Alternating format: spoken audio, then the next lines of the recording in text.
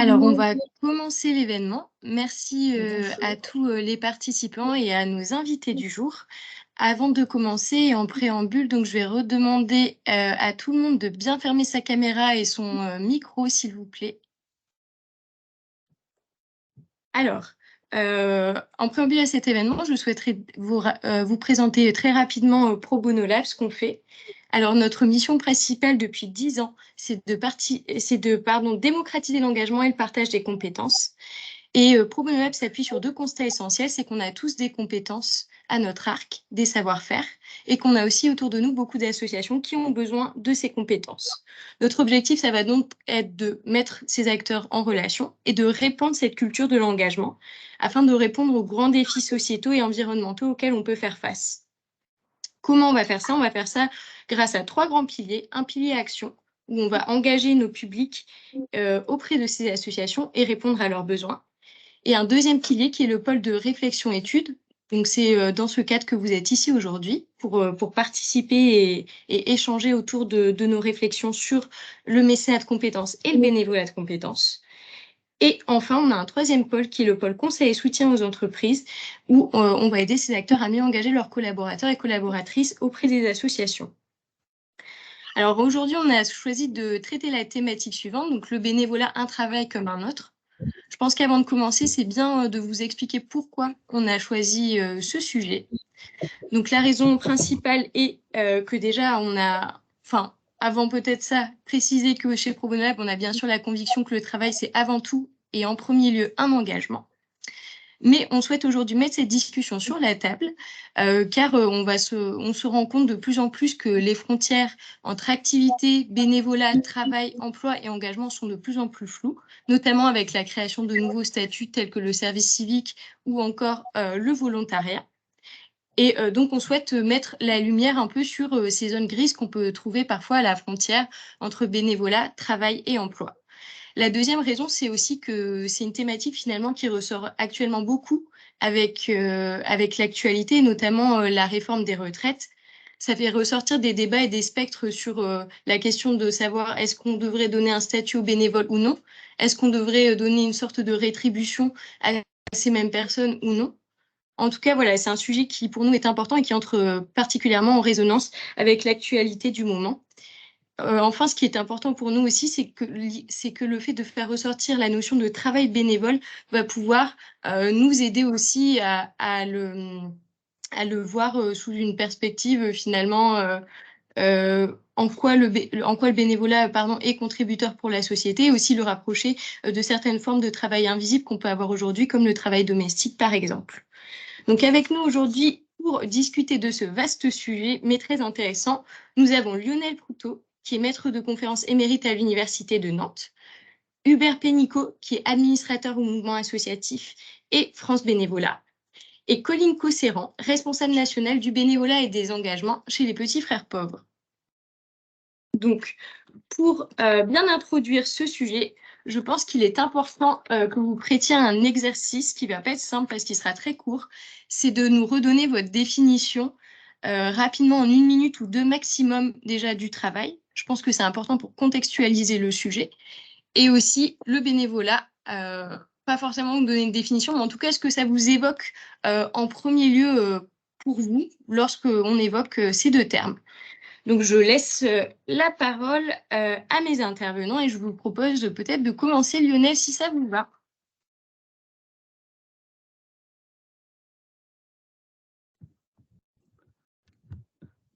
Lionel, micro Lionel.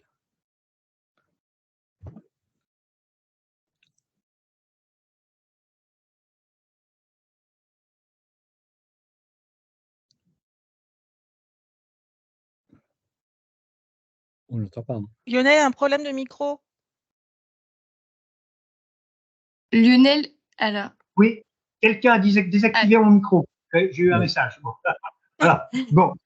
Bon, oui, alors excusez-moi, je reprends. Oui, je disais donc que définir le travail en 1 minute, c'est une gageure hein, qu'il est difficile de satisfaire. Alors, si vous voulez, la notion de travail, elle concentre un intérêt croissant depuis depuis une vingtaine d'années.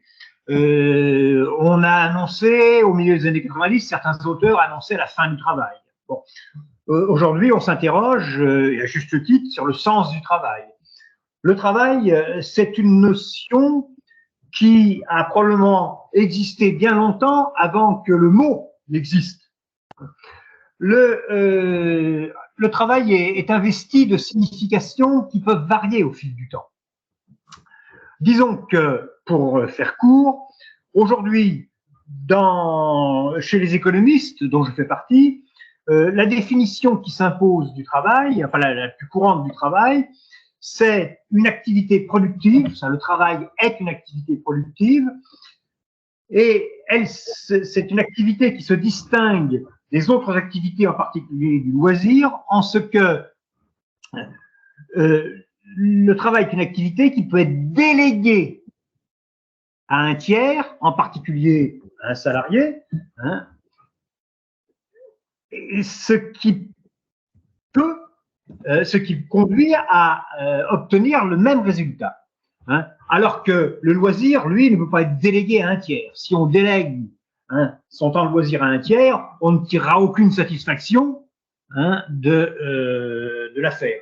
En revanche, dans l'activité productive est une activité qui peut être déléguée à un tiers, mais cette définition, qui est une définition qui s'est imposée au XXe siècle chez les économistes, c'est une définition qui elle-même soulève un certain nombre de questions, un certain nombre de problèmes, en ce que, en fait, elle extériorise complètement le produit du travail de la personnalité de l'individu qui le réalise. Et ça peut poser problème, notamment en ce qui concerne le bénévolat, on y reviendra probablement tout à l'heure. Voilà, j'en dis pas plus.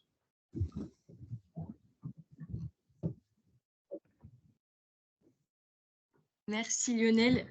Colline ou Hubert, l'un ou l'autre. Je vous laisse enchaîner. Je veux bien pas prendre la parole. Merci Lionel. Moi, j'avais envie de compléter et de parler peut-être plus dans ce cas du bénévolat.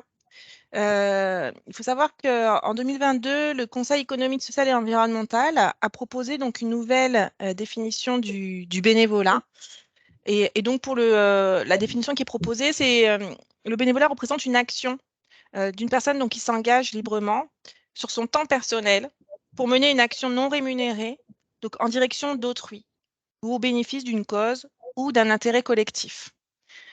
Et quand on parle bénévolat, j'ai envie de parler aussi d'hommes, de femmes engagés, des citoyens de tous âges. Ils représentent 22 millions de personnes, de citoyens engagés en France. Et donc, effectivement, ce sont vraiment je dirais, des personnes qui produisent de la richesse d'une certaine façon. Au travers du bénévolat, on peut répondre à des besoins sociaux. Et donc, ça, c'est vraiment une force, je dirais, extraordinaire. Et l'avantage du bénévolat, c'est effectivement son rayonnement. Et on a pu le constater particulièrement pendant la période de crise sanitaire, où les bénévoles ont vraiment répondu à l'appel. Et heureusement qu'on avait justement des bénévoles au sein particulièrement d'associations en France pour répondre aux besoins émergents et à la gestion de la crise en particulier. Et ce que j'ai aussi envie de partager, c'est qu'effectivement, les bénévoles, on aperçoit aujourd'hui quand même en France, au travers de différentes études, que ce sont particulièrement des personnes qui sont plutôt en bonne santé, qui développent aussi des compétences plutôt comportementales, ces fameuses soft skills, qui sont très à la mode en ce moment même, aussi dans le monde du travail en particulier, et que ce sont des citoyens aussi qui sont plutôt très engagés aussi politiquement, qui ont tendance à beaucoup plus voter. Au final, on s'engage pour soi, on s'engage pour les autres, avec les autres et aussi pour la société. Donc, c'est une forme, je dirais, le bénévolat d'autoréalisation qui vraiment, pour moi en tout cas, dissocie en tant que tel du travail et qui permet aussi de donner dans une forme de cercle vertueux et non marchand. Et c'est ça pour moi qui marque vraiment la différence avec la notion de travail.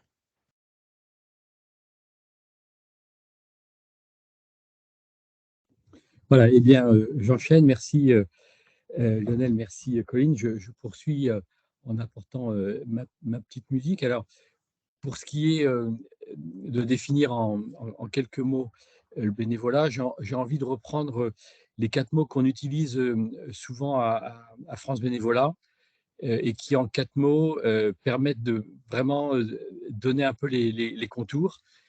Ces 4 mots, on les retient facilement parce que leur première lettre fait plus, P-L-U-S, et donc P comme plaisir, hein, et il n'y a pas de bénévolat sans plaisir, en tout cas, on le porte assez fortement, cette conviction.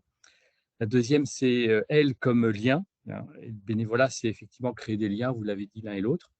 La troisième, c'est utilité, hein, on comprend bien qu'effectivement, dans le bénévolat, il y a une utilité, parfois même des utilités de diverses natures.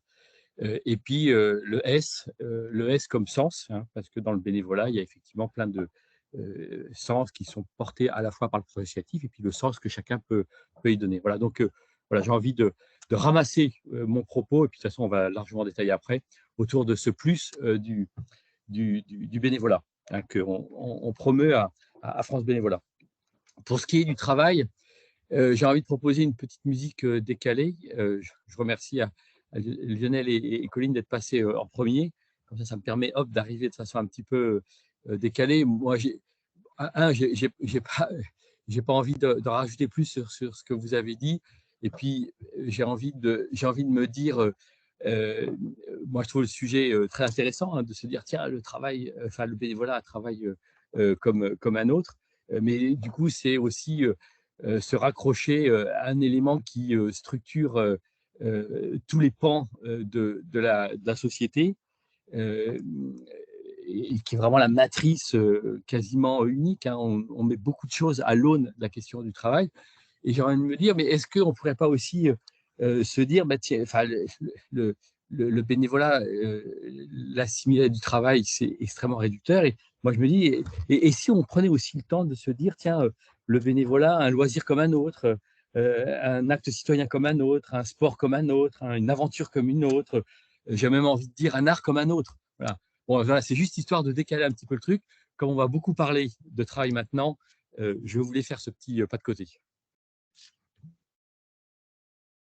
Merci Hubert. Et effectivement, c'était bien de faire ce pas de côté maintenant, parce que là, je voudrais vraiment qu'on aborde en quoi donc le bénévolat peut être rapproché du travail. Quand je dis donc travail, je prends vraiment non pas la définition restrictive du travail, celle qu'on peut avoir en langage courant, c'est-à-dire contre activité rémunérée, mais plutôt vraiment la définition du travail comme une activité qui va contribuer à un élément de la société et qui va créer finalement de la valeur. Et donc, justement, je vais te laisser la parole sur ce sujet dans un premier temps, Hubert.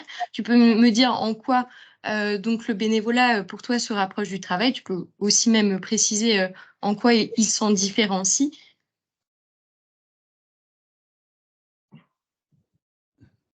Oui, alors, du coup, parce qu'effectivement, je fais mon petit pas de côté là pour apporter une petite musique, mais on comprend bien effectivement qu'il y a quand même des points communs très, très importants, notamment, et l'un ou l'autre, vous l'avez déjà cité, sur cette question de création de la valeur, création de la richesse, hein. On comprend rapidement que à travers le bénévolat, le monde associatif, là je prends le bénévolat organisé, hein, mais le monde associatif produit une activité, produit une valeur, produit une richesse qui est incroyable, hein. L'ensemble de la société a pu à nouveau s'en rendre compte de façon très, très évidente, Colline le citait tout à l'heure, pendant la pandémie. Alors pour autant, pour moi, la principale difficulté qu'évoque hein, ce travail de comparaison entre travail et bénévolat, c'est que moi, je trouve qu'à chaque fois qu'on va sur ce terrain-là, la grande difficulté, c'est qu'on a tendance à réduire le bénévolat à de la ressource. On considère, oui, on réduit le fait que, eh bien, il y a des hommes et des femmes qui donnent de leur temps et que ce qui compte, ce qui en ressort, ce que l'on en retient, c'est du temps qui est donné pour une activité qui est structuré. Voilà. Et du coup, c'est dans ce sens-là que j'évoquais ce risque de réduire l'activité à de la ressource. Et pourquoi j'insiste là-dessus, c'est que à partir du moment où on est dans cette logique-là, de mon point de vue, on s'écarte d'un élément qui est assez constitutif de l'identité associative, qui consiste à dire de façon assez rapide, et puis on pourra un petit peu développer plus tard, mais qui consiste à dire, quand on est dans une logique d'engagement bénévole, j'ai élargi bénévolat à engagement bénévole, et qu'on est dans cette identité associative, qui est la capacité de s'associer dans un but commun, on comprend rapidement que le but du jeu, c'est pas de faire, c'est pas de décider, c'est pas d'agir, mais c'est de faire ensemble, d'agir ensemble, de décider ensemble. Et donc, quand on fait ce déplacement, quand on passe du faire au faire ensemble, de l'agir à l'agir ensemble, du décider au décider ensemble, on comprend bien que la question ne se joue pas uniquement en termes de ressources. Elle se joue fortement dans une logique de posture, d'implication. Elle embrasse tout ce qui justement définit l'engagement bénévole, jusqu'à la question de la liberté, mais on en reparlera un petit peu plus tard. Voilà. Donc moi, c'est la première chose que j'ai envie de dire, c'est que la difficulté, c'est que quand on travaille au rapprochement entre travail et bénévolat, on réduit à de la ressource, et du coup, on reste un petit peu collé au sol, et on ne prend pas cette mesure et ce passage de l'agir à l'agir ensemble, tout ce que j'ai évoqué tout à l'heure. Voilà, premier élément que je voulais évoquer par rapport à ta question, Manon. Merci Hubert. Lionel? Bon, alors, le bénévolat est-il un travail? Je pense qu'il faut distinguer plusieurs points de vue. Le point de vue de l'association, le point de vue des bénévoles et le point de vue de la société. Je m'explique. Le point de vue de l'association. J'observe qu'il y a eu effectivement une montée en puissance dans le langage des associations de l'expression travail bénévole, en lien avec le mouvement de professionnalisation d'une partie du secteur associatif. Ça, c'est incontestable. Et cela peut effectivement conduire, et je rejoins la Hubert en cela peut conduire effectivement à des dérives. À des dérives où l'on restreint, on réduit le bénévolat à une ressource humaine productive. Ce qu'elle est. Mais elle n'est pas que cela. Et elle n'est pas surtout cela. Je rejoins aussi en cela Hubert. Point de vue d'association. Et là, je pense que mon propos doit être assorti d'une certaine mise en garde en direction de certaines associations dans la conception qu'elles peuvent se faire du bénévolat, qui est réduit au travail. Deuxième point de vue, le point de vue des bénévoles. Alors là aussi, le point de vue des bénévoles, il peut être très divers. Il peut être très divers. Le bénévolat peut être vécu comme un loisir, comme l'évoquait tout à l'heure Hubert. D'ailleurs, un auteur américain, Robert Stevens, spécialiste du bénévolat, définit le bénévolat comme un loisir sérieux, serious leisure. Mais le bénévolat peut être aussi vécu par le bénévole comme un vecteur de sociabilité. On sait, les rares enquêtes, les rares travaux sur le sujet qui ont été menés en France, trop rares, montrent que la recherche de relations, l'entretien de relations, le motif relationnel est une motivation essentielle dans le bénévolat, chez les bénévoles. Du point de vue des bénévoles, le bénévolat, cela peut être aussi, et il faut le souligner fortement, un mode d'engagement. d'engagement dans la société civile et dans l'espace public. Sous ces registres de la sociabilité, du loisir, de la recherche de relations, de l'engagement, évidemment, la dimension travail, elle n'est pas complètement perdue, mais elle passe à l'arrière-plan. Et puis, il y a le point de vue de la société. En quoi le bénévolat constitue-t-il un élément de richesse sociale? La richesse sociale, elle ne se réduit pas à la richesse monétaire. Et pour moi, précisément, la richesse sociale essentielle du bénévolat, c'est de s'inscrire dans un mode d'action collectif qui n'est pas guidé par ce souci monétaire, par ce souci de la rémunération. Souci de la rémunération qui, par ailleurs, est tout à fait légitime chez les individus. Il faut bien survivre, il faut bien vivre. En d'autres termes, et pour conclure, hein, je ne veux pas exagérer avec mon temps de parole, je dirais que le travail rémunéré, il est aussi un vecteur de sociabilité.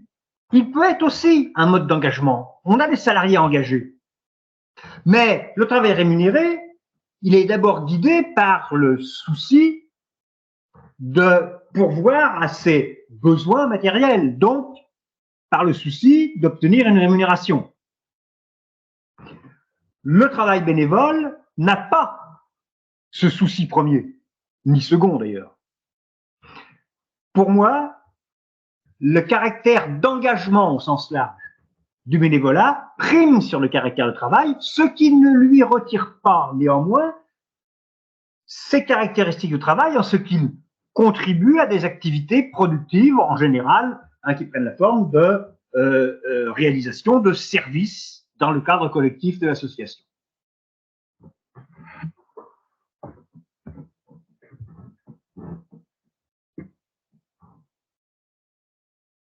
J'arrête là hein, pour le moment. Oui, merci Lionel. Je vais laisser la parole à Colline et je vois que dans le chat, ça discute pas mal, donc c'est bien. Pour information, je vous dis quand même qu'on abordera les liens donc, entre Season Grid, entre emploi et bénévolat dans un second temps. C'est d'ailleurs la question suivante. Et pour ceux qui ont des questions, n'hésitez pas, enfin, vous pouvez les mettre dès maintenant, mais en tout cas, on y répondra aussi en fin de session de l'événement. On a un temps d'une vingtaine, trentaine de minutes, si on s'en sort bien, pour répondre à vos questions et aussi à vos remarques. Donc, je laisse en attendant la parole à Colline sur ce sujet. Ne soyez pas trop impatients. Alors moi, ce que j'avais envie de vous partager pour amorcer mon propos, c'est une anecdote. Une anecdote, il y a, on va dire, j'ai commencé au Petit Frère des Pauvres il y a à peu près 12 ans. Et à cette époque-là, j'étais à la fois chargée de communication et coordinatrice de développement social. Donc, pour rappel, les Petits Frères des Pauvres, on accompagne les personnes âgées isolées en précarité. On a en France donc plus de 2 millions de personnes âgées isolées. Donc, c'est voilà, en tout cas important pour nous, pour nos bénévoles. On a plus de 15 000 bénévoles, d'aller à la rencontre de ces personnes, les plus vulnérables aussi, celles qui sont en précarité et qui souffrent voilà, de graves maladies, d'aller les voir et de créer du lien. Et donc, l'objet de notre association consiste vraiment à aller visiter ces personnes, où qu'elles soient, à domicile, à l'hôpital, en établissement, pour leur offrir en toute simplicité une présence. Et donc, il y a quelques années en arrière, je suis allée visiter en tant que salariée, donc une personne accompagnée par l'association. J'étais ravie, j'étais vraiment ravie. J'étais une salariée très engagée, je le suis encore d'ailleurs aujourd'hui. Donc, pour moi, c'était un vrai plaisir que d'aller voir cette personne. Et quand je suis allée la voir, donc j'ai discuté un petit peu avec elle, etc. Elle m'a proposé un petit thé. J'étais bien. Et en fait, à la fin de notre échange, avant de me quitter, elle me dit, mais oui, vous, on a passé un bon moment, mais vous êtes payé pour venir me voir. Et là, alors ça a été assez, comment dire, alors pas violent, mais voilà, moi j'avais passé un bon moment, j'étais engagée, j'étais bien. Et en fait, elle avait raison. C'est-à-dire que j'avais passé certes un bon moment à ses côtés, mais j'étais payée. pour venir la voir. Et c'est ça qui fait toute la différence pour moi entre ce que vont pouvoir faire nos bénévoles de salariés. Nos bénévoles, ils sont libres, ils sont engagés gratuitement, rien ne les oblige à être là. Et au final, offrir leur présence sans rien en retour, sans contrepartie, quelle qu'elle soit. C'est ça, en fait, la beauté de leur action. Et c'est important pour moi aussi ce matin d'évoquer la notion de nos bénéficiaires, la vision des personnes que nous accompagnons, parce que pour moi, elle est essentielle, en fait, dans ce rapport au bénévolat, aux bénévoles. Et pour moi, c'est ce qui marque vraiment aussi la vraie distinction entre le bénévolat et le travail. On peut être aussi, comme le disait Lionel, un acteur salarié très engagé. Et les aides à domicile qui interviennent dans l'établissement sont des salariés ultra engagés. C'est des vocations pour ces métiers-là. Mais malgré tout, ça reste des salariés. Et effectivement, pour les personnes, l'engagement libre de ces hommes, de ces femmes qui ne sont pas rémunérés, qui n'ont pas de contrepartie, c'est quelque chose, en tout cas, de très beau dans la nature, de ce qui se passe et dans l'échange. Donc, pour moi, c'était important de relier ça. Et je vois d'ailleurs que Lionel et Hubert veulent intervenir à ce sujet. Et simplement, par rapport à Manon, ce que tu disais sur les liens, les rapprochements entre le travail et le bénévolat, moi, j'avais quand même envie de dire ici qu'on observe quand même depuis quelques années, particulièrement depuis le début de la crise sanitaire, des vrais rapprochements entre les entreprises et les associations, avec énormément d'entreprises et de salariés, d'actifs qui veulent de plus en plus s'engager, avec aussi le développement particulier du mécénat de compétences et donc la mise à disposition de salariés sur leur temps de travail auprès d'associations. Et donc ça, moi, je trouve que c'est des formidables leviers pour rapprocher le monde de l'entreprise et des associations. Nous, on accueille d'ailleurs au Petit Frère des Pauvres plus d'une dizaine de collaborateurs d'entreprise, donc mis à disposition gratuitement, et qui viennent vraiment avec leur cœur, avec l'envie vraiment d'avoir de l'impact par rapport à notre cause, qui ne veulent pas forcément s'engager sur des missions dites support ou d'aide au fonctionnement, qui veulent aussi avoir un vrai contact en fait avec le terrain, avec les personnes que nous accompagnons. Et en fait, ces dispositifs permettent aussi une vraie transition vers du bénévolat. Et j'ai plein de témoignages en tête. Ce matin, j'ai Stéphane, j'ai Christine, j'ai Yasmina là, qui va bientôt terminer son mécénat et qui sont devenus, en tout cas pour la plupart, nous, après, des bénévoles très engagés au sein de l'association, dans une période de leur vie qui peuvent être un peu sensible, la fin de carrière professionnelle. Et donc, voilà, j'ai aussi envie de partager cette note-là concernant les rapprochements positifs entre les entreprises et les associations qui se jouent en ce moment même et qui, en tout cas, évoluent de façon exponentielle, particulièrement depuis le début de la crise sanitaire. Merci beaucoup, Colline. Lionel et Hubert pour une intervention assez rapide parce que l'heure tourne et je voudrais aussi qu'on puisse aborder nos sujets. Je vous écoute. Oui, la première partie de l'intervention de Colline est très importante. Elle est très importante et ça m'amène à revenir sur mon propos introductif que j'ai fait après votre sollicitation, Manon.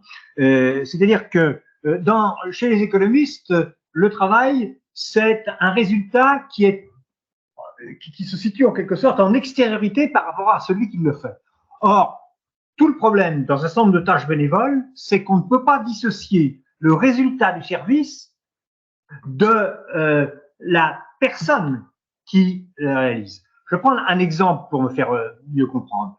Les associations qui s'occupent des visites en prison, elles peuvent avoir des salariés. Est-ce que ce sont les salariés qui sont les visiteurs de prison? Non, les visiteurs de prison sont tous des bénévoles. Les salariés, ils sont en back-office, comme on dit dans le monde de l'entreprise. Pourquoi? Parce qu'effectivement, le fait de rendre un service à haute intensité relationnelle, avec l'impression que c'est un moyen de gagner sa vie, rend le résultat suspect, rend plus exactement le service suspect.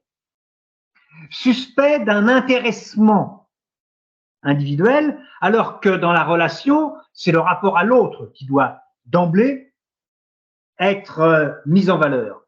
Et donc, je pense que effectivement, on a là les limites d'une approche purement économique du bénévolat en termes de travail, c'est de masquer, d'occulter l'apport qui est intrinsèque à la réalisation bénévole de l'acte et qui le distinguera d'un acte similaire réalisé par un salarié qui n'aura pas finalement le même résultat sur le bénéficiaire, même si, encore une fois, le salarié y met sa meilleure volonté. Là, on a quelque chose d'important. Alors, ceci étant, il faut quand même pas non plus occulter le fait qu'un certain nombre de tâches peuvent être indifféremment dans une association faite par des salariés et par des bénévoles. C'est tout ce que je voulais ajouter, mais je pense que ce qu'a dit Colline dans sa première partie d'intervention est tout à fait important. Oui, rapidement, je poursuis un petit peu dans la même veine, mais toujours avec une petite musique différente. Donc, je souscris aussi à ce que disait Colline, c'est majeur. Hein. À la limite, on pourrait arrêter notre webinaire maintenant, mais on a encore plein de choses à se dire avec ce qu'a dit Colline. Non, moi, ce que je voulais dire, c'est dans le prolongement, c'est que force est de constater là, que sur ces 20 dernières années, il y a eu beaucoup d'évolutions sur les logiques d'engagement dans le monde associatif. Hein. On a déjà cité plusieurs formes, je ne vais pas réinsister. Force est de constater aussi que dans ce temps-là, il y a eu un mouvement très fort de professionnalisation dans le monde associatif, qui justement fait se rapprocher assez fortement la question du bénévolat et la question du travail. Et du coup, avec cette difficulté, ou en tout cas cette attention, de mon point de vue, que doivent avoir les associations, c'est de ne pas singer, je le dis comme ça rapidement, mais de ne pas singer les logiques qu'on retrouve dans le monde du travail et dans l'entreprise, hein, qu'on a eu un petit peu tendance, et même nous à France Bénévolat, on a eu cette tendance-là à emprunter, hein, autour notamment des logiques de gestion des ressources humaines. Hein. Alors, je n'ai pas de souci avec le sujet d'une façon générale. J'ai un souci dans la façon dont on serait tenté de se l'approprier dans mon associatif, parce que de mon point de vue, la question dans une association n'est pas de gérer des ressources humaines, hein, dont on voit bien que souvent elle s'intéresse à l'individu en tant qu'il est une ressource, mais notre souci, hein, et ça rejoint ce qu'on disait précédemment, il est plutôt de trouver des pratiques, des logiques qui permettent l'animation des équipes qui sont engagées. Hein. Et passer d'une logique de gestion des ressources humaines à une logique d'animation d'équipes engagées, ce n'est pas que des mots, ça change tout dans les pratiques. Je vous donne deux exemples très simples. Hein. Moi, je pense qu'il faut que dans l'association, on soit très attentif à ne pas singer les logiques d'entretien annuel qu'il y a dans les entreprises. Hein. Il faut plutôt qu'on travaille sur les logiques d'évaluation collective, parce que là, on crée de l'engagement, on crée de la dynamique. Je pourrais détailler, mais je le cite rapidement. Je prends un deuxième exemple. Il faut qu'on soit très attentif dans les associations à ne pas engager des logiques, entre guillemets, de recrutement. On utilise trop souvent ce terme-là, de recrutement de bénévoles. Et alors, surtout quand on a sorti ces logiques de recrutement de bénévoles avec des fiches de mission qui sont longues comme le bras, qui parfois sont même plus longues que des fiches de poste dans le monde salarié. Et on tord là, on tord la logique. Enfin, on met les gens dans un espèce de corner, hein, et on ne crée pas les conditions de l'engagement, de la liberté, de l'implication, de l'initiative. Voilà. On pourrait détailler largement, mais je voulais à ce stade dire ces éléments-là qui nous permettent aussi de voir qu'on est sur un chemin qui n'est pas qui nous différencie très fortement la question du travail, en tout cas telle qu'on la conçoit et puis telle qu'elle est vécue majoritairement dans notre société. Manon, j'aurais aimé simplement peut-être rebondir par rapport aussi à mes propos pour éviter tout quiproquo d'une certaine façon. Loin de moi l'idée d'opposer les travailleurs sociaux des bénévoles. Au contraire, enfin, nous, on agit vraiment en complémentarité. au sein des Petits Frères des Pauvres. On a près de 600 salariés qui agissent à la fois au sein de nos établissements et aussi sur différents territoires. On a 12 fraternités régionales et ces salariés sont là pour soutenir les équipes voilà, de bénévoles. Et on agit aussi avec les partenaires. Et en fait, pour moi, la démultiplication de l'impact qu'on va pouvoir avoir auprès des personnes âgées isolées, c'est parce que l'ensemble de ces acteurs vont intervenir auprès de ces personnes. Et c'est ce qui va faire la force et la puissance de l'engagement de chacun, que ce soit de l'engagement des bénévoles, comme de l'engagement aussi des acteurs salariés. Voilà, donc c'était important pour moi de repréciser cela.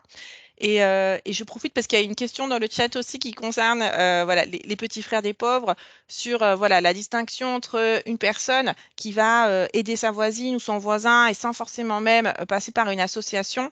Mais j'ai envie de dire, plus on est nombreux à aller vers les autres, à aller à la rencontre de l'autre, à offrir sa présence, plus effectivement on aura des impacts. Nous, on part du principe aux petits frères des pauvres qu'on a donc 2 millions de personnes âgées isolées aujourd'hui en France, plus de 530 000 personnes en situation de mort sociale. Donc, ce sont des personnes vraiment exclues de la société que personne voilà, ne rencontre dans son quotidien. Et donc, plus on est nombreux à agir auprès de ces personnes, plus on va pouvoir avoir de l'impact. Et donc, on a d'ailleurs mis en place un kit chasseur de solitude qui propose à tous les citoyens, donc ça a téléchargé sur notre site internet, vraiment, c'est voilà, en tout cas des astuces, des bonnes pratiques pour aller à la rencontre de son prochain, d'une personne âgée isolée et pour entrer en contact avec elle. Ce que je dirais, c'est que l'engagement au sein d'une association, au sein d'un collectif, il a aussi son importance parce que pour aller vers les plus exclus, c'est pas forcément évident. Et donc, pouvoir être soutenu, pouvoir être formé, pouvoir bénéficier d'une animation d'équipe, d'un soutien d'équipe, d'une vie collective, comme le disait Hubert, c'est essentiel pour aller encore plus loin par rapport à son engagement et par rapport voilà, aux impacts qu'on va pouvoir avoir vis-à-vis de ces personnes les plus vulnérables. Donc pour moi, c'est ça aussi l'intérêt voilà, d'agir au sein d'une structure associative et c'est important aussi de le valoriser, d'autant plus qu'aujourd'hui, Recherche et Solidarité sort en lien avec, je crois aussi France Bénévolat, en tout cas l'étude La France bénévole, et que l'engagement des bénévoles au sein des associations a tendance à diminuer. Et donc, c'est important vraiment de valoriser l'engagement au sein d'un collectif parce que c'est ce qui va permettre aussi aux bénévoles de faire lien, de rencontrer d'autres bénévoles, de se faire un réseau. Et ça va permettre aussi d'aller plus loin, d'agir plus loin, d'être vraiment soutenu, formé et de pouvoir échanger voilà, avec d'autres pour impacter, je dirais, le plus de personnes vulnérables possible et les aider voilà, du mieux que possible. Merci Colline. Lionel, vous vouliez réagir, je crois. Le micro est coupé. Absolument, oui. Oui, oui, en ce qui concerne en particulier les messages dans le chat, là, effectivement, il n'est nullement question dans nos propos d'opposer l'intervention bénévole et l'intervention salariée. Moi, je disais dans mon intervention précédente que le bénévole peut être irremplaçable dans certaines tâches. Mais l'inverse est vrai aussi, c'est-à-dire que dans d'autres tâches, la perception du service sera plus positive si elle est rendue par un salarié que par un bénévole. Je vais prendre un exemple. Le fait que des bénévoles rendent certains services, ça peut être perçu par les bénéficiaires comme une relation de paternalisme, en quelque sorte. Comme une relation de dépendance implicite. On sait que le don, lorsqu'il est asymétrique, c'est-à-dire lorsqu'on ne peut pas rendre, peut devenir un moyen de domination. Donc, de ce point de vue, dans un certain nombre de prestations, la qualité du résultat peut être au moins aussi bonne, voire meilleure, lorsque cette prestation est faite par un salarié. Il y a là, il faut analyser les rapports entre prestations réalisées par les salariés et prestations réalisées par les bénévoles sur le mode de la complémentarité. Ce que moi je voulais dire dans mon intervention précédente, c'est qu'effectivement, pour certaines prestations à haute intensité relationnelle, eh bien, le bénévole peut avoir effectivement un avantage par rapport aux salariés, mais c'est loin d'être systématique. Et pour d'autres prestations, le bénévole doit faire attention à ne pas effectivement donner l'impression ou l'image d'un certain paternalisme, puisque historiquement, notamment dans le travail social s'est précisément développé en opposition au paternalisme des interventions associatives antérieures. Il ne faut pas oublier que le bénévolat, c'est un terme en français, hein, qui n'existe pas en anglais. Hein. C'est exactement, il y a le terme volontaire qui veut dire à la fois volontaire et bénévole. En France, maintenant, le bénévole, ce n'est pas le volontaire. Le volontaire a un statut, le bénévole n'en a pas. Bon, le terme de bénévolat, c'est un terme argotique qui est apparu dans les propos des travailleurs sociaux au début des années 50. Hein, le terme de bénévolat apparaît dans la langue française apparemment au début des années 50. C'est un terme argotique. Pourquoi? Parce que les travailleurs sociaux avaient besoin effectivement de faire reconnaître leur professionnalisme par rapport à l'intervention antérieure massive dans le domaine social des bénévoles. Mais tout ça pour dire donc au bénévolat peut être encore attachée une certaine image de paternalisme. Il faut faire donc très attention. L'association dans ses interventions doit effectivement tirer profit des complémentarités entre les avantages des interventions salariées et celles des interventions bénévoles.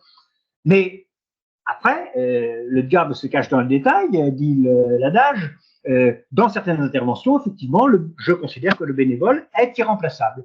Dans d'autres, le salarié est préférable.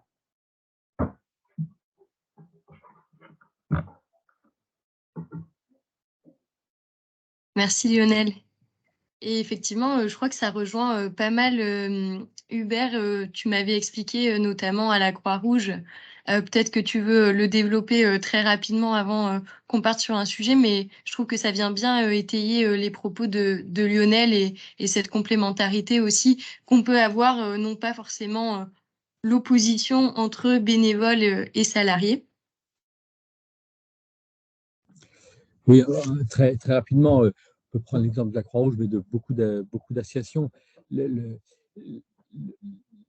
Dans les évolutions assez récentes, il y a le fait que dans nos associations, il y a de plus en plus de formes d'engagement qui se côtoient, du salariat, du bénévolat, du volontariat de service civique, du mécénat de compétences. Aujourd'hui, on a de plus en plus de jeunes qui sont en stage, en apprentissage, etc. Voilà. Donc, il y a une diversification extrêmement forte qui est assez passionnante, parce que justement, elle met en œuvre des collectifs avec des angles très différents, donc c'est très enrichissant. La principale difficulté, enfin la principale exigence qui nous revient aujourd'hui, c'est qu'il faut animer ces collectifs avec beaucoup de diversité en leur sein, dans les formes d'engagement, dans les temporalités, dans les statuts, et que là, il y a une exigence un petit peu nouvelle qui parfois, dont on comprend très vite qu'elle est très enrichissante, mais dont on comprend aussi très vite qu'elle est très exigeante en termes d'animation, parce qu'encore une fois, l'enjeu à travers ça, c'est de travailler sur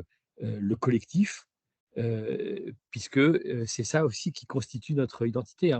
Moi, j'aime bien poser un petit peu les termes aussi en ce sens-là, se redire que dans le cadre d'un travail, il y a un contrat qui est sur une base individuelle, et donc du coup, eh bien, ça pose un mode de relation, alors que dans le cadre de l'engagement bénévole, le contrat, il est collectif. C'est le contrat d'association. C'est ce qui est défini par la loi de 1901. Et donc, il y a bien un contrat, mais ce contrat, il est collectif. Et du coup, tout l'enjeu, il est dans notre capacité à faire vivre des collectifs. Et de mon point de vue, c'est là le sujet. Et c'est là qu'on se différencie fortement de ce qu'est la question du travail salarié, pour faire rapide. Merci Hubert. On a finalement déjà pas mal parlé de de la question sur laquelle je voulais enchaîner, de la deuxième partie de l'événement.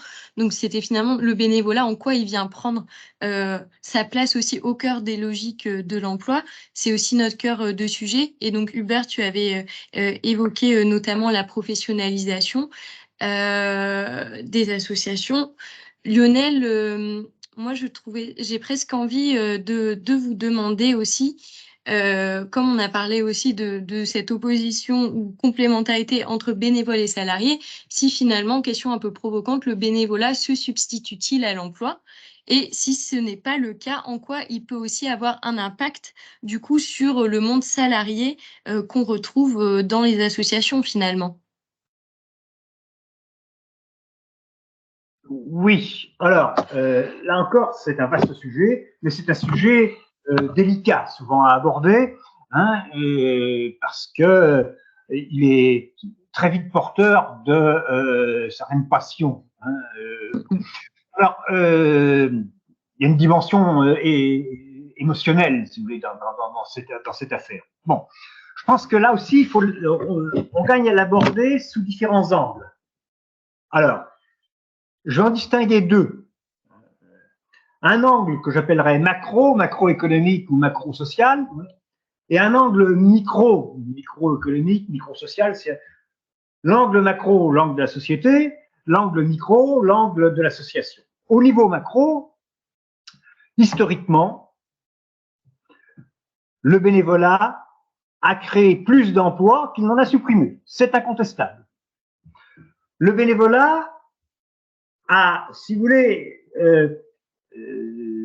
par exemple, dans le domaine de l'action sociale, hein, c'est très net, mais le bénévolat a préfiguré l'emploi salarié. Il a été en quelque sorte la rampe de lancement de la professionnalisation d'un certain nombre d'activités. Les travailleurs sociaux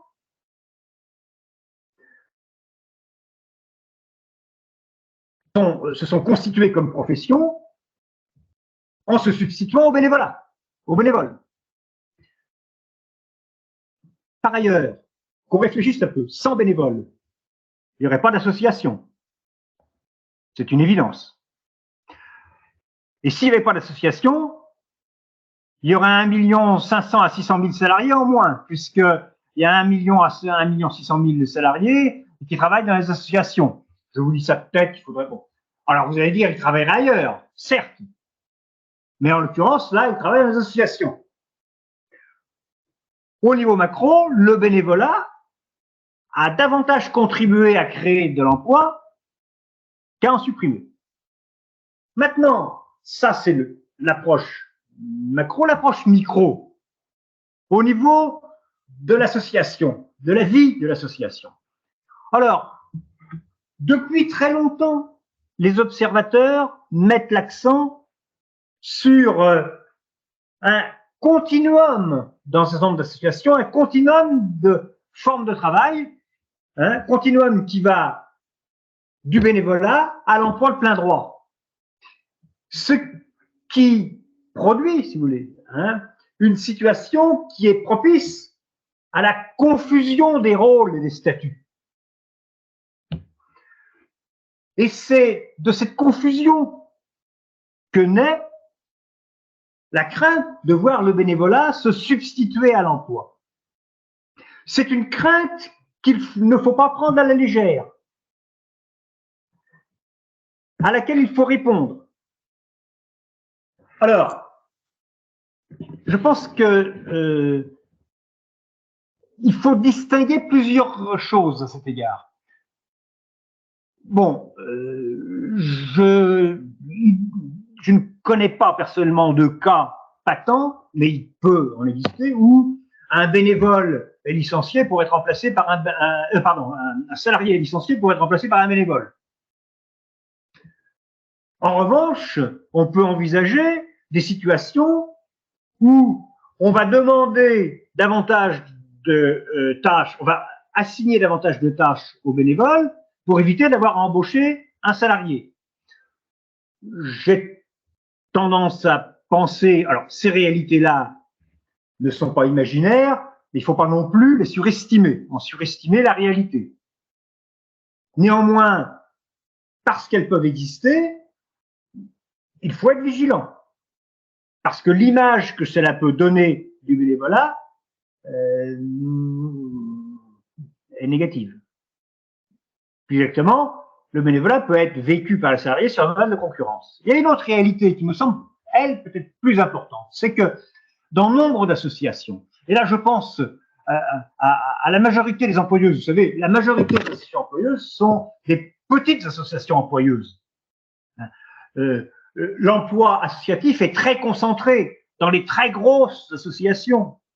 Mais par contre, la majorité des associations qui emploient les salariés sont des petites associations qui ont un salariat limité, un nombre de salariés limité, parfois un seul salarié à mi-temps ou à temps partiel. Donc, dans ces associations-là, je dirais la culture du bénévolat, notamment dans certains secteurs comme le sport, comme la culture, les loisirs, la culture du bénévolat, ce qu'on peut appeler l'éthos du bénévolat, est encore très prégnant. Et cela, si vous voulez, entretient un climat associatif où chacun est là pour donner de sa personne au bénéfice de l'action collective. Mais on peut être tenté de demander à un salarié le même niveau d'engagement qu'on l'attend du bénévole. Et puis, on peut très bien mal vivre les revendications des salariés parce qu'on ne se reconnaît pas une fonction employeur. Nombre d'associations qui emploient des salariés moi, j'avais travaillé la question à l'époque de la mise en œuvre du programme Emploi Jeune, à la fin des années 90. Nombre d'associations ne se reconnaissent pas un rôle d'employeur. Un exemple, dans le sport a connu un essor de sa professionnalisation à partir de la fin des années 80 au début des années 90. Savez-vous de quand date la première convention collective dans le secteur sportif? 2005. Et elle a été généralisée en 2006. C'est-à-dire que cela traduit effectivement une difficulté dans les associations à se reconnaître comme employeur. Et ça peut poser des problèmes. Pourquoi? Parce qu'on va attendre du salarié qu'il se conduise un peu comme un bénévole. C'est-à-dire qu'il ne compte pas son temps, qu'il y ait des heures supplémentaires qui ne soient pas payées. Cela effectivement peut nuire à la relation entre salariés et bénévoles. Et cela conduit si vous voulez, à appeler les associations à faire très attention à cette question. D'autant que, comme on a été plusieurs à le dire dans nos interventions respectives, on l'a tous évoqué, un certain nombre d'associations connaissent un processus de professionnalisation. Et la professionnalisation, ça ne se traduit pas seulement par le fait qu'on embauche des salariés, ça signifie aussi qu'on a de nouvelles attentes à l'égard des bénévoles. Et en particulier, des attentes en matière de compétences. Vous avez un certain nombre d'associations, mais il ne faut pas en négliger le nombre, en sous-estimer le nombre, qui sélectionnent leurs bénévoles à l'entrée. Et puis, effectivement, la thématique qu'évoquait tout à l'heure Hubert, de gestion ou de management du bénévolat, a monté en puissance. Ce qui peut effectivement conduire à laisser penser que le bénévolat, c'est d'après tout une ressource en travail comme une autre. Et dans ce cadre, évidemment, la crainte chez les salariés, c'est que le bénévolat se substitue d'une manière ou d'une autre, ou en tous les cas exerce une pression concurrentielle qui impacte les conditions de travail des salariés. Or, on sait que dans ce genre d'associations, certaines conditions de travail des salariés ne sont pas particulièrement brillantes. Donc là, il y a, si vous voulez, un point de vigilance particulièrement important, me semble-t-il, sur lequel il faut attirer l'attention des associations. Je pense que la complémentarité entre bénévoles et salariés aspire à si vous voulez, à des ambitions bien plus grandes que celles de laisser perdurer une certaine acrimonie respective entre bénévoles et salariés. Et notamment un soupçon chez les salariés, un soupçon de concurrence de la part du bénévolat. Merci Lionel. Je vais laisser Hubert rapidement réagir là-dessus, puis après je voudrais bien entendre Colline aussi sur le sujet. Oui, alors rapidement sur le sujet, au-delà de la question de la professionnalisation qu'on a déjà largement traitée, moi je voulais évoquer les questions de lien entre bénévolat et logique de l'emploi sous un angle qu'on développe pas mal à France Bénévolat, qui est la logique, les logiques inclusives que peut porter les questions d'engagement, de bénévolat, et notamment la question des logiques inclusives qui peuvent être liées justement à des logiques vers l'emploi. Je prends 3 exemples très vite pour illustrer. Mon propos sera plus simple. À France Bénévolat, on travaille beaucoup avec les missions locales en direction d'un public de jeunes, notamment de jeunes qui sont souvent décrocheurs, en tout cas loin de l'emploi. Et on travaille avec les missions locales dans la possibilité que des missions de bénévolat soient proposées à des jeunes en route vers l'emploi pour justement leur permettre de retrouver la confiance, de travailler sur leurs compétences, de renforcer leurs capacités dans les collectifs, etc. Et puis qui leur permet au bout d'un moment d'avoir leur passeport bénévole qui peut devenir aussi un passeport vers l'emploi. Donc voilà, première logique. Je prends une deuxième logique qui est aussi intéressante, c'est comment dans ces logiques inclusives, on permet à des personnes qui sont loin de l'emploi, souvent pas formées, je pense par exemple aux personnes en situation de handicap, qui sont bien souvent laissées de côté un peu sur la route, comment un certain nombre d'entre elles retrouvent une place dans la société et parfois jusqu'à retrouver, à trouver une place dans l'emploi à travers un parcours bénévole et qui parfois est très structuré et avec cette visée-là de se dire je vais pouvoir trouver la place. Et puis, je prends très rapidement parce que c'est aussi un sujet dont on entend souvent parler, c'est autour de la question du RSA, à France Bénévolat et avec beaucoup d'autres acteurs. Il y a des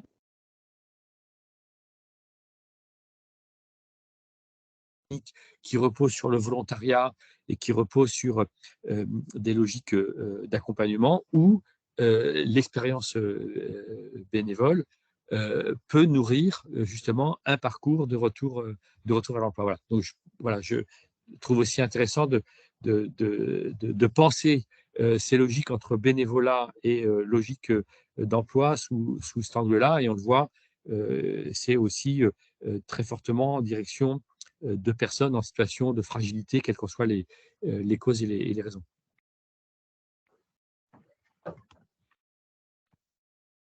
Si je peux poursuivre, Manon, moi, ce que je trouve intéressant ici de partager, c'est, en tout cas, moi, j'ai le sentiment, ça fait depuis une dizaine d'années que je travaille sur les questions d'engagement. Et j'ai l'impression que post-crise sanitaire, on a franchi un nouveau cap concernant ces questions par rapport justement à la relation bénévole, salarié, association, entreprise. Il y a aussi effectivement différents dispositifs qui existent, comme le développement du service civique, mais qui existe depuis déjà 2010, mais qui là est renforcé quand même particulièrement depuis ces dernières années, et aussi le SNU. Donc, moi, ce que j'ai envie de dire aujourd'hui par rapport à ce qu'on constate, nous, en tant qu'association, Petits Frères des Pauvres, c'est la richesse, en fait, de ces différents profils qui vont agir en complémentarité avec une ambition commune. Une ambition commune et le fait d'être relié au cœur même d'un projet associatif, donc porté par l'association. Le fait de... alors, ce n'est pas forcément sans difficulté, bien entendu, parce que chacun arrive avec à la fois ses contraintes, ses attentes, ses désirs. Et voilà, le salarié, il a effectivement son contrat de travail avec voilà, peut-être des heures, bien sûr, des heures dédiées, etc., des obligations, des objectifs, etc. Le bénévole, il arrive voilà, avec sa liberté d'engagement. Le volontaire en service civique, il arrive aussi avec son parcours et les collaborateurs en mécénat de compétences avec peut-être leur passé dans l'entreprise et leur vision, leur représentation. Parfois même aussi peut-être aussi des préjugés par rapport à l'expérience qu'ils vont pouvoir vivre au sein d'une association. Et nous, ce que j'ai envie de dire, c'est le point d'attention que nous, on a, en tout cas au Petit Frère des Pauvres, si je peux parler un peu d'expérience ce matin, c'est vraiment le fait que ça se travaille. Tout ça, ça se travaille pour que chacun trouve sa place, que chacun se sente à l'aise, puisse se sentir utile dans des bonnes conditions. Et ça se travaille en collectif, comme dirait Hubert. C'est-à-dire que ça ne va pas forcément se travailler de façon vraiment individuelle. C'est le collectif qui va faire que la mayonnaise prend. Et c'est aussi des repères associatifs et la clarification aussi du rôle de chacun et de la place de chacun. Donc nous, par exemple, on a mis en place voilà, des fiches missions qui ont déjà émergé au sein de certaines de nos fraternités régionales. Donc, c'est des besoins qui sont venus du terrain et qui ont été voilà, le fruit de travaux menés au sein de nos équipes pour mettre voilà, en formalisation, je dirais, donc des fiches missions pour en tout cas des bénévoles. Pour les volontaires en service civique aussi, il y a donc des fiches missions qu'on a mises en place et pour les personnes en mécénat de compétences aussi. Et puis les collaborateurs en salariés, eux, ont voilà, leur fiche mission en tant que salarié. Donc chacun, peu importe son statut, son profil, son engagement, va avoir donc une fiche mission qui clarifie vraiment son rôle, sa place. Et aussi, ce qui va être important pour nous, ça va être de travailler l'axe formation, des formations d'un centre de formation aux Petits Frères des Pauvres qui permet à tous ces acteurs d'être formés et de se retrouver ensemble au sein de mêmes formations. Et je trouve que ça favorise la montée en compétence en fait de chacun, quel que soit son profil, sa situation. Donc, c'est un point vraiment d'attention qu'on a. Et pour rejoindre un petit peu aussi les commentaires du chat concernant la prise de responsabilité, la notion de gouvernance, nous, on va travailler vraiment les notions de co-responsabilité. Donc, permettre justement à deux bénévoles voilà, d'avoir la responsabilité d'une équipe, 2 ou 3, d'avoir un petit collectif, vraiment, de bénévoles qui vont être en responsabilité pour éviter justement d'avoir des situations où on a des bénévoles qui sont là à mi-temps, 35 heures par semaine pour assurer ces responsabilités, parce que ça, c'est un vrai risque, effectivement, d'épuisement pour les bénévoles. Donc voilà, en tout cas, c'est ce que j'avais envie de vous partager, c'est que j'ai l'impression qu'on a vraiment franchi un cap d'un point de vue associatif. Aujourd'hui, il y a tellement d'opportunités qui s'ouvrent à nous avec l'accueil justement de tous ces profils et ça peut fonctionner. En tout cas, nous, ça fonctionne au sein de notre association parce qu'on a pris le temps de partager, d'écouter les besoins aussi de chacun de ces acteurs. Ça, c'est vraiment important au travers d'enquêtes en ligne qu'on va pouvoir leur envoyer, au travers de rencontres qu'on va mener. Vraiment prendre en considération à la fois les représentations, les attentes, les désirs, les besoins de chacun et de mettre en place des modes d'animation vraiment opérants qui correspondent aux besoins de chacun. Voilà, donc c'est vraiment important. Et le dernier levier, c'est la clarification, effectivement, des rôles de chacun pour que chacun, à sa place, avec son statut, son profil, son engagement, puisse s'y retrouver et puisse agir en complémentarité avec les autres. Voilà.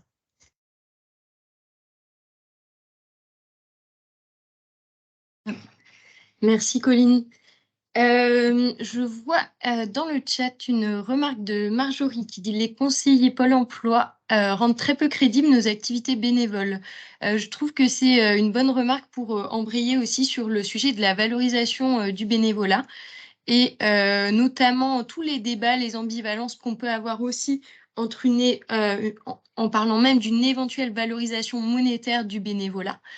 Moi, ce que j'aimerais, c'est avoir votre avis, pour ou contre, oui, non, pourquoi, mais aussi que vous puissiez aussi, on va dire, souligner certaines ambivalences qu'on peut avoir même dans certains discours de certains acteurs qui vont mener, par exemple, à des propositions comme des expérimentations de RSA sous condition, ce type de choses. Enfin, voilà, j'aimerais vraiment avoir votre avis, mais aussi que ça soit lié à l'actualité et qu'on puisse aussi voilà, reconnaître que la question se pose ou qu'en tout cas, il y a une certaine ambivalence sur ce sujet ou en tout cas qu'il y a un vrai sujet sur la valorisation du bénévolat.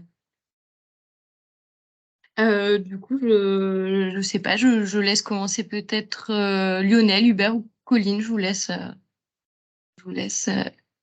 Lionel, allez, votre micro est coupé par contre. Voilà, je le remets.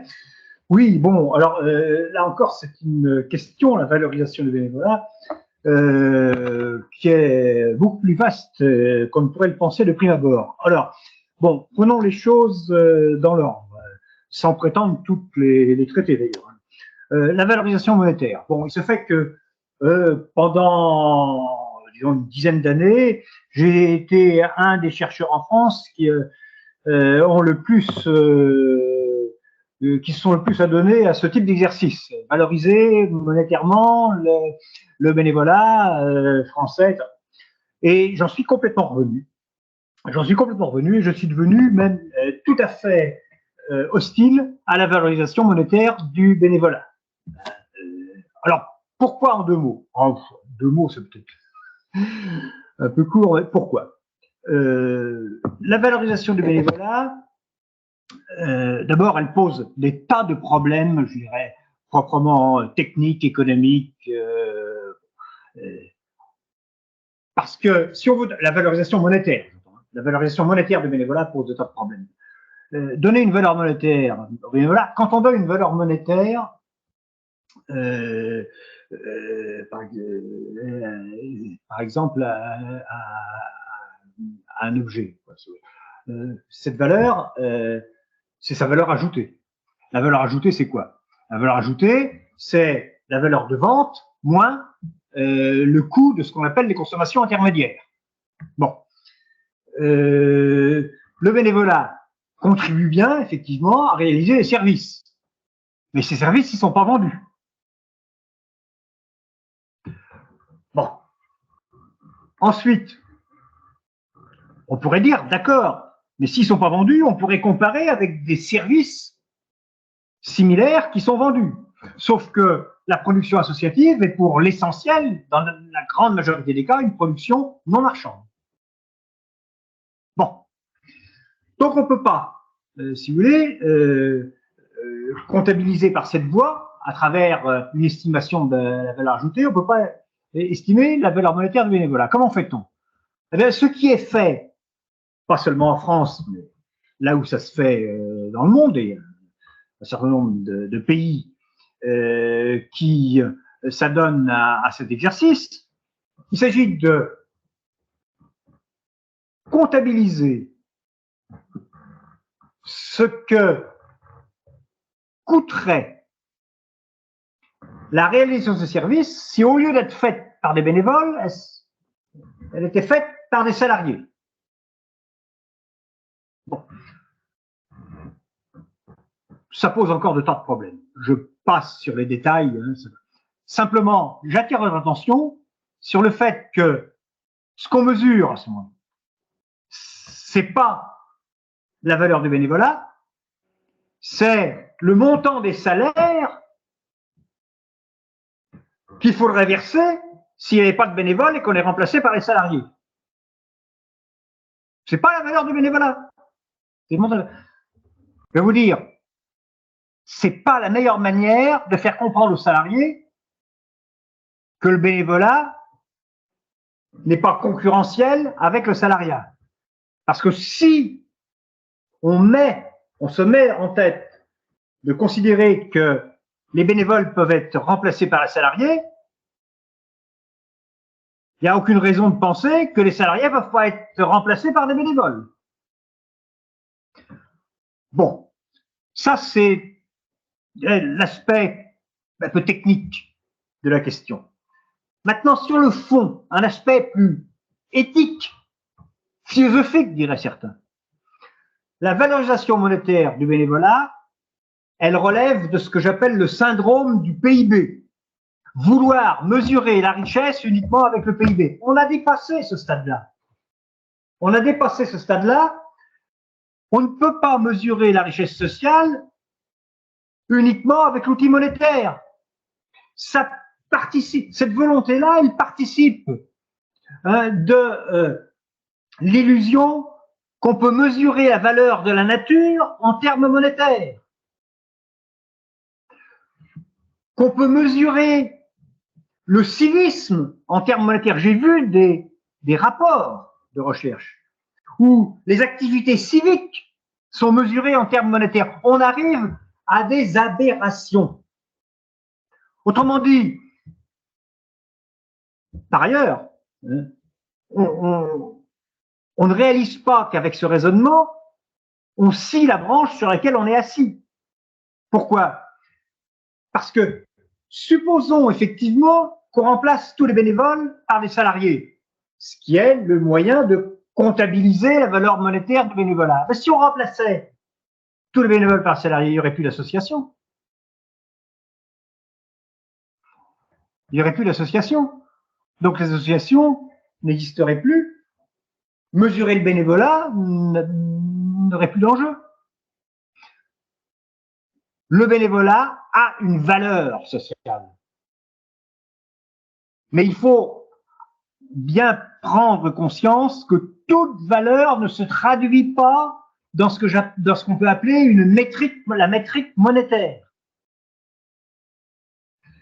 Rabattre toutes les valeurs sur la monnaie, c'est appauvrir à un point dont on ne se rend pas compte la vie sociale. La vie sociale est beaucoup plus riche que ne le sous-entend le PIB. Par ailleurs, il y a d'autres également problèmes qui sont posés que je n'aurai pas le temps de développer ici, mais si vous voulez, il faut bien voir que en mesurant le bénévolat, la valeur monétaire du bénévolat comme on le fait, on confond aussi bénévolat et cause du bénévolat, c'est-à-dire cause que défend l'action collective bénévole. Et ces causes, quand on les examine, ces causes, elles peuvent être contradictoires entre elles. Toutes les associations ne défendent pas les mêmes causes. Et certaines associations défendent des causes contradictoires. Ce qui nous amène à considérer que la véritable valeur sociale du bénévolat, c'est avant tout une valeur politique. Alors politique, non pas au sens de politicienne, mais politique au sens où le bénévolat est au fondement des associations et les associations ont pour vocation d'animer l'espace public. Or, sans espace public, il n'y a pas de démocratie. On le voit bien dans les régimes autoritaires et dictatoriaux. Sans espace public, pas de démocratie. Et les associations ont cette vocation à animer l'espace public. La valeur du bénévolat, c'est justement, réside dans cette potentialité d'animation de l'espace public, et donc sa valeur est effectivement avant tout intrinsèquement politique, même s'il y a une valeur économique. Et cette valeur économique, vouloir la réduire à une valeur monétaire est un non-sens.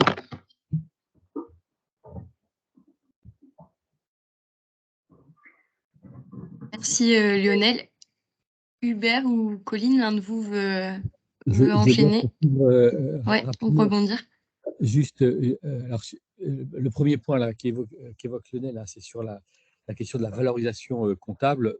Voilà, je souscris aux propos de Lionel. À France Bénévolat, on dit effectivement que cette valorisation comptable, ça rejoint ce qu'on disait en début de réunion, elle réduit le bénévolat à de la ressource, hein, et donc on réduit à du don de temps. Hein.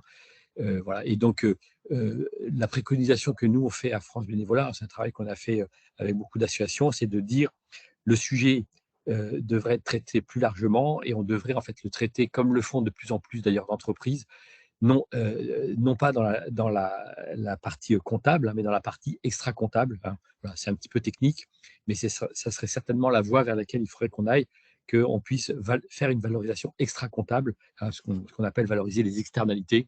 Voilà. C'est plus compliqué que de faire une somme de temps et de multiplier par une valeur monétaire. Ça, c'était pour la question de la valorisation comptable. Au-delà de ça, moi, je pense que la question de la valorisation, elle ne peut être disjointe de la question de la reconnaissance. Hein. On a bien le couple reconnaissance et valorisation qu'il faut travailler. Dans ce sens, alors, dans ce sens, sur ce sujet-là, il y a beaucoup d'idées et pas mal de fausses bonnes idées, hein, moi je pense. Là où moi je pense qu'il y a un truc sur lequel on n'a pas encore été au bout, c'est de se dire que en termes de reconnaissance et de valorisation, certainement une des plus grandes contributions de l'engagement bénévole, c'est la contribution en termes de compétences. C'est-à-dire que le bénévolat, il enrichit les personnes et il enrichit la société de très nombreuses compétences. Et il y a beaucoup de compétences qui d'ailleurs sont développées dans des activités associatives bénévoles. Et donc là, il y a certainement un sujet, parce que là, il y a une vraie contribution, il y a une vraie création de richesse qui est autour de la compétence. Et force est de constater qu'il y a des politiques publiques qui ont commencé à travailler sur le sujet, mais on n'est pas au rendez-vous, hein. Je prends ce qu'est la VAE, qui est une politique publique, je prends le compte engagement citoyen. C'est des promesses extrêmement fortes, hein, qui ont été faites, hein. La VAE,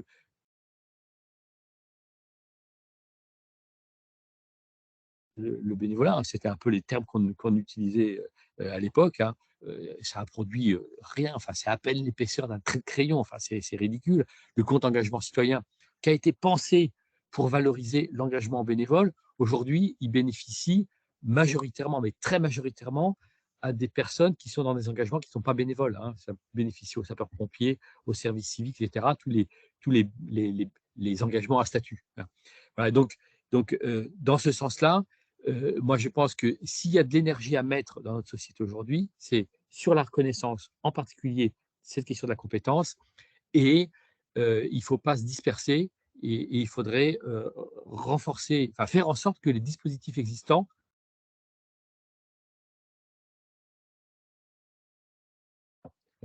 en ce sens, moi, je pense que il ne faut pas s'embarquer trop vite sur ce que je considère comme être une fausse bonne idée, que, que de, que de ouvrir des droits à la retraite à la question de l'engagement bénévole. Je pense que c'est une fausse bonne idée. Ça vaut le coup de la regarder, mais à la base, c'est une fausse bonne idée, d'autant plus que on n'est pas au rendez-vous sur d'autres dispositifs qui, eux, seraient beaucoup plus vertueux.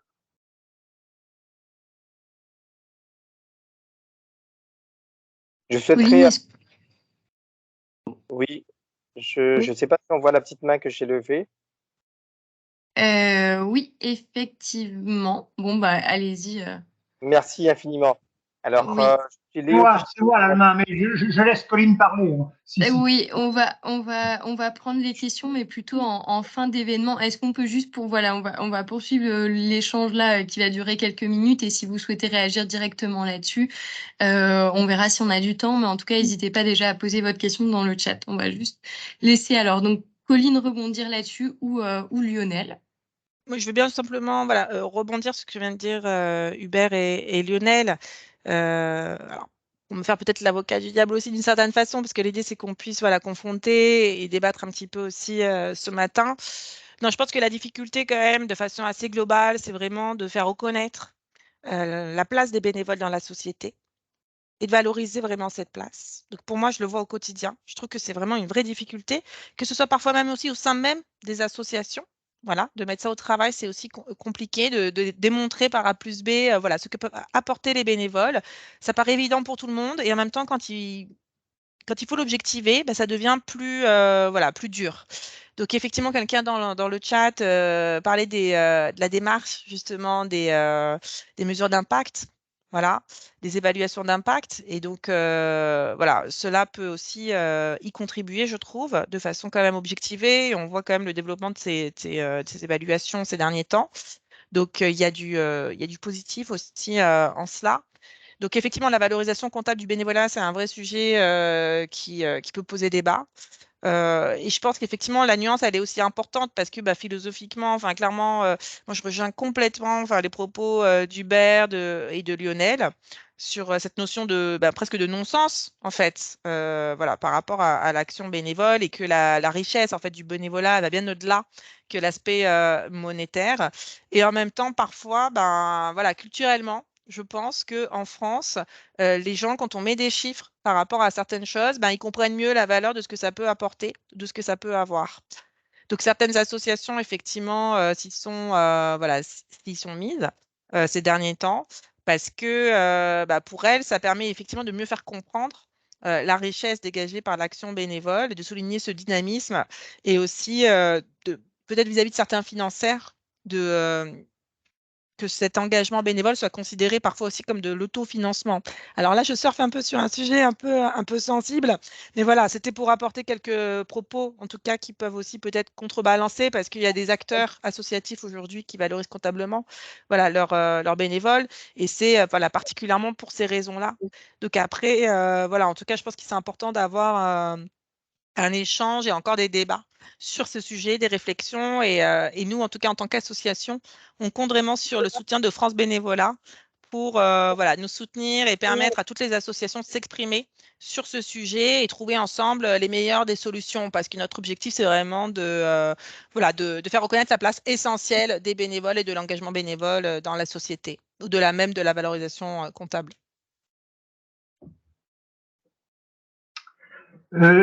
Je peux dire un mot? Juste un mot pour éviter toute ambiguïté. Dans mon propos, il ne faut pas considérer que je considère la monnaie comme le mal absolu. Hein.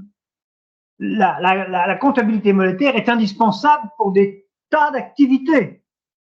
Le problème est de savoir si elle peut permettre de valoriser le bénévolat.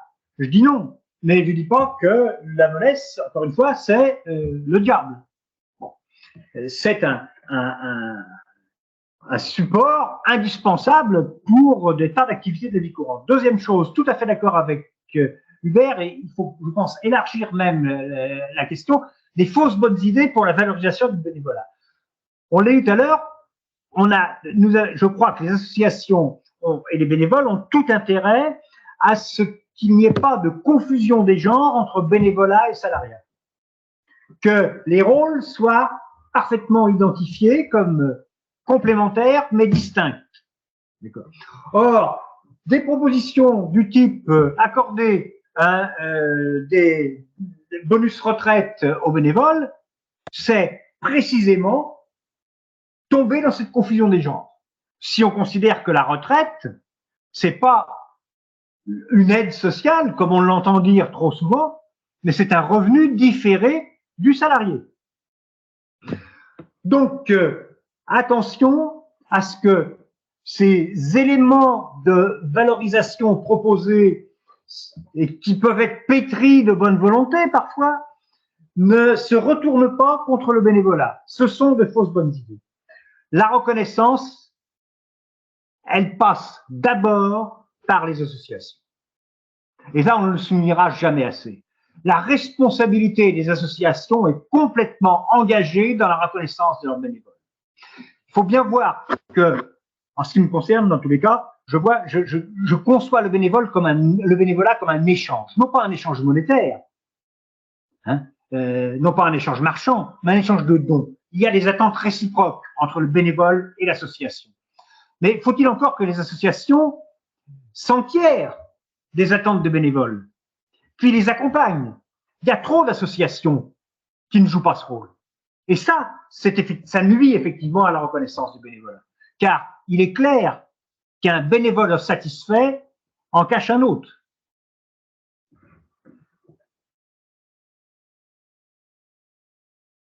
Merci Lionel. Il est déjà bientôt 10 heures, donc je vois que l'heure tourne. Je suis désolée, mais je vais devoir clôturer l'échange assez rapidement. Je peux quand même vous proposer, est-ce que Colline, Hubert, Lionel, vous avez un peu de temps, 5-10 minutes grand maximum pour répondre à une ou deux questions? Ou ouais, d'accord. Ok. Oui. Bon, bah alors donc je vous propose. Alors je crois qu'il y avait Marie-Jeanne, je prends votre question. Bonjour, que pensez de l'expérimentation de conditionner le RSA à une activité? Alors, je veux bien entamer je trouve ça très négatif. Très négatif.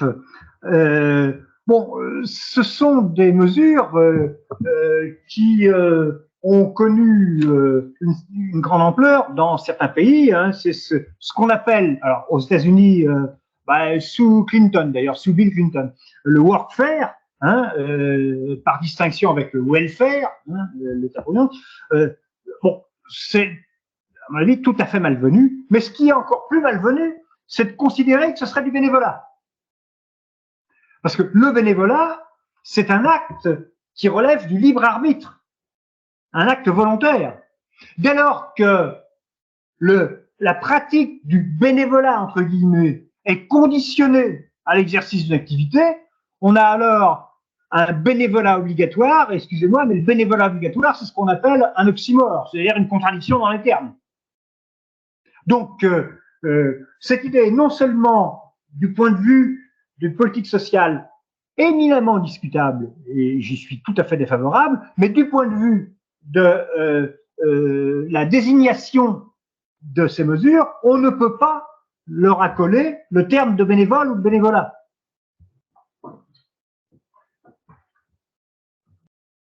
En un mot, hein, pas plus, pas mieux, hein, sinon que, comme je le disais tout à l'heure, en regardant les choses d'une autre manière, on peut prendre en considération l'activité bénévole à partir du moment où elle est volontaire dans une démarche inclusive. Hein, voilà.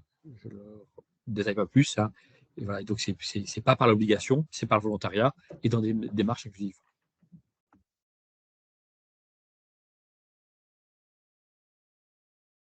Merci.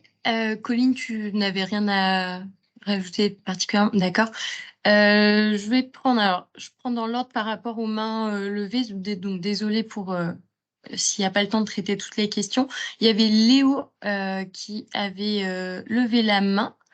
Est-ce que vous voulez poser votre question, si elle est toujours d'actualité? Merci de me donner la parole et je voudrais juste pas poser une question, mais rebondir sur un échange d'expérience très très court pour faire sens à ce qui vient d'être dit, parce que nous, on est aussi là-dedans. On est à La Réunion et il y a effectivement Réunion Bénévolat qui fait un travail remarquable, mais je ne vais pas y revenir puisque c'était dit en amont. Malheureusement, je viens juste de me connecter et au même moment, on parlait de quelque chose qui nous parle, qui est effectivement la question monétaire.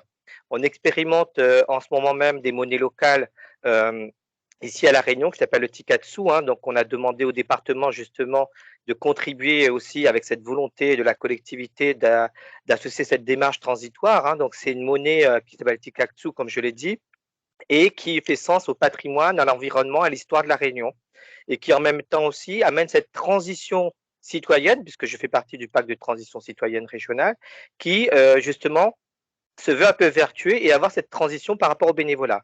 Concrètement, c'est une monnaie ce qu'on appelle nous les MLLC, hein, donc les monnaies locales citoyennes complémentaires, et ça a été dit, hein, on est là effectivement, parce que c'est une monnaie adossée à l'euro, mais cette question de transition, l'idée c'est de passer peut-être par ces sujets-là pour valoriser monétairement les bénévoles, mais pas que, mais les acteurs autour des 17 objectifs du développement durable, notamment les petites épiceries, etc., solidaires, mais pas que, encore une fois.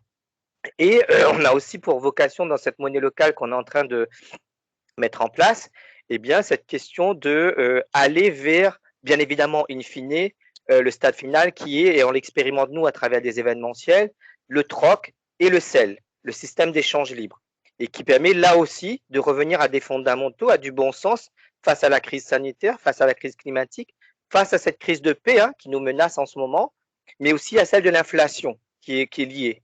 Donc voilà un petit peu rapidement, je ne vais pas m'étendre. Bien évidemment, on associe cette monnaie locale-là à titre expérimental sur certains secteurs de la Réunion.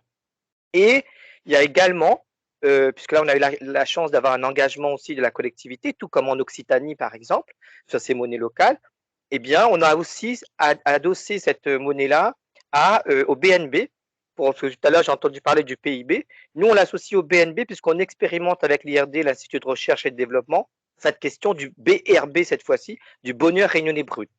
L'INSEE national est en train de s'approprier ces sujets-là pour expérimenter aussi dans les autres régions de métropole pour justement revenir là aussi à des fondamentaux. Qu'est-ce que pour moi la priorité? Est-ce que c'est la monnaie, les réels? Est-ce que c'est qu'est-ce qui participe à mon bonheur? Donc d'associer ces sujets-là.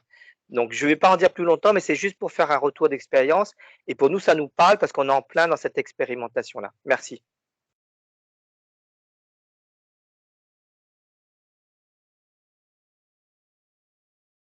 Merci Léo pour ce retour d'expérience. Je ne sais pas s'il y avait une réaction parmi les intervenants là-dessus.